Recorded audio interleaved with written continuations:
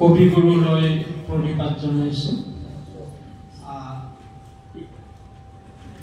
কবিতাটোৰ প্ৰাৰ্থনা বুলি ইতিমধ্যে কৈছে, তাৰ ইংৰাজী ভাষান্তৰ আপোনালোকে জানে, When the mind is without fear।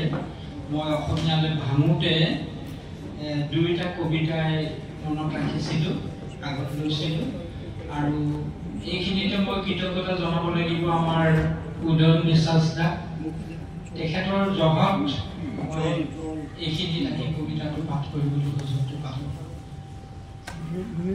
Bangla কবিতাৰ শিৰোনাম প্ৰাৰ্থনা। চিত্ত যত ভয় শূন্য,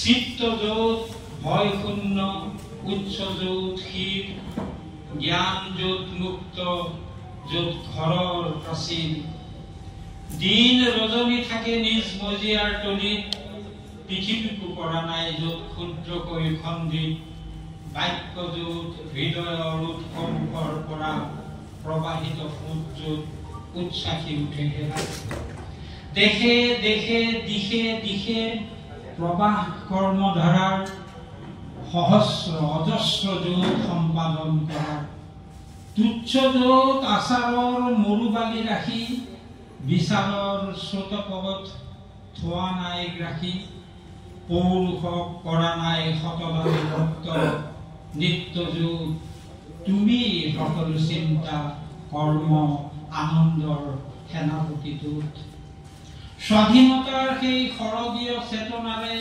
পিতৃ মোৰ জগোৱা জগোৱা জগাই তোলা স্বদেশক মোৰ। ধন্যবাদ।